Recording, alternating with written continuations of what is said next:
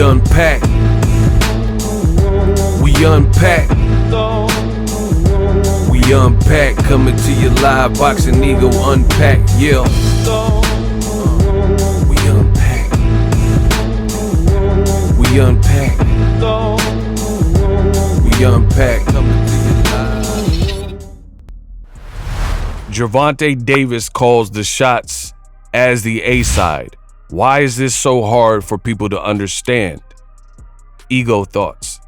What up, Fight World? It's your boy Ego, and I'm back with some more boxing. Listen, I'm going to keep saying the same thing because that's how I feel, and it's my channel. Gervonta Davis, he hasn't really said much, but certain people want to fight Gervonta Davis, such as Devin Haney. I see fans and others are trying to create a narrative as if Gervonta Davis should do it for boxing and just forego any leverage that he has as a businessman and as a boxer and just get rid of it and make the fight.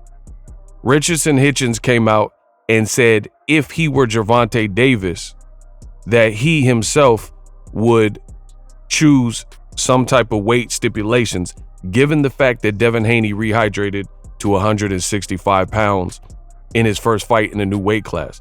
Just so you guys understand what I am saying to you, Devin Haney moved up from lightweight to 140 to fight Regis Prograis, and he outweighed the career-long 140-pounder on the night of the fight as a guy moving up. Just to give you a deeper perspective, Devin Haney weighed the same amount that a 23-year-old Canelo Alvarez weighed when he fought Floyd Mayweather. Payday, you want payday? I know that. Keep in mind, Canelo is stocky. Keep in mind, Canelo was young, 23 years old, and he's a stout individual in terms of like his muscle mass. And the fight was at 152, a catchweight, and he had been fighting at 154.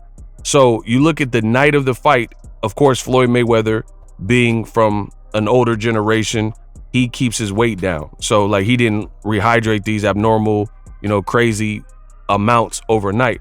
But Canelo Alvarez gained a lot of muscle and a lot of, he just gained some weight back in the rehydration process. And that's what you've seen.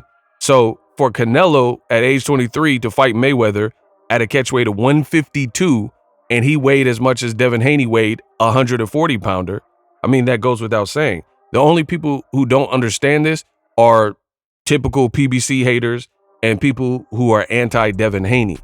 Now, when you factor in Gervonta Davis as the A-side, then it furthers the conversation. Listen, I keep saying it, the fight can happen, but if there are stipulations even requiring weight, then to make the fight, you must make the sacrifice. That's how it's always been. And again, the usual suspects and the Tank Davis haters, they're the only ones that don't seem to get it.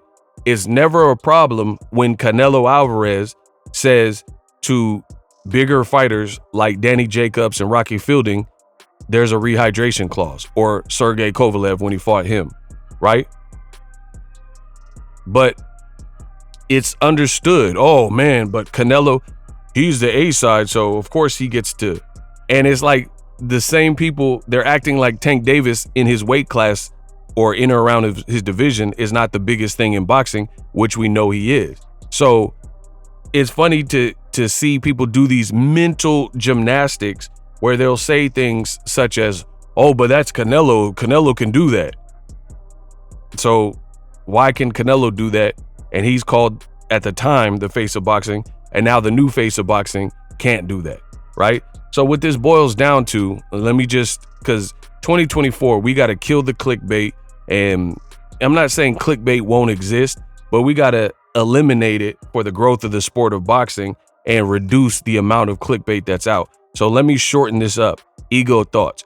The people who think Devin Haney or whoever beats Gervonta Davis, they want to see Gervonta Davis challenged or whatever they perceive to be a challenge, right? And my statement has always remained tried and true. They can fight, but it'll be under Tank Davis's terms. If you don't understand that, you don't understand boxing, because that's the way it's always been. If you're Julio Cesar Chavez Sr. and Oscar wants to fight you, and he's the kind of, Oscar was doing well for himself. Oscar, was clean cut dude. He was an Olympian. But in that equation, he was not the A side at first. He had to beat the man to become the man. Same thing with Floyd Mayweather. Floyd Mayweather took roughly 37% of the pot when he fought Oscar De La Hoya. Oscar took 67% of the pot, the lion's share. Oscar got to pick the gloves, the ring size, probably preferred to have the fight in Vegas, and he got to choose and have top billing, and he got to choose all the fixings. It's common sense. This is how boxing's always worked. So when Richardson Hitchens or Boxingego is saying that Tank may include, especially given this surplus of weight gain from Devin Haney, then I don't understand why people don't expect that. You know what I mean? It's boxing. And if said conditions are the conditions needed to make the fight, if Devin doesn't take it, or whoever fighter is the B-side versus Gervonta Davis, then guess what? You likely won't get a fight. It's the same thing with Canelo Alvarez. For example, and I could do this all day because I'm the best in the business and it's not even close. When you look at Jermell Charlo, ask yourself this question. If what I'm saying, I have no idea about boxing, I have no concept of the business, if what I'm saying is not true, right? Ask yourself this question. I can't wait to hear the responses. Why would an undisputed junior middleweight, so 154-pound champion Jermell Charlo, why would he move up 14 pounds to fight against Canelo Alvarez, who is undisputed at super middleweight? The reason being is because Canelo called the shots. The reason being is Canelo Alvarez in that equation was the A side. So Jermell Charlo had to look at the contract, see if the money was to his liking, and kind of go over the deal points and make sure everything was cool, and if it was something reasonable that he was willing to do. He did it. It wasn't his night. There wasn't a good fight. I told you exactly how that fight was going to play out, and it is what it is. But to get that Canelo payday and get that Canelo paycheck, he had to play the game. If you were to beat Canelo, then maybe you have a little bit more leverage going into the future or the rematch fights, right? But the point I'm making is Jermell Charlo, he had great options. Brian Mendoza at the time, Tim Tszyu is mandatory. He could have done a litany of things in terms of fighting opponents, but he knew to get that Canelo bag and that opportunity, proverbial word, opportunity, he had to play by Canelo's rules. That's how boxing is. And again, the only people that don't seem to understand it don't want to understand it. It's not that you don't understand it, it's that you don't want to understand it. You want boxing to be what you want it to be, and that's just not realistic. To make certain fights, you got to play by the rules of engagement.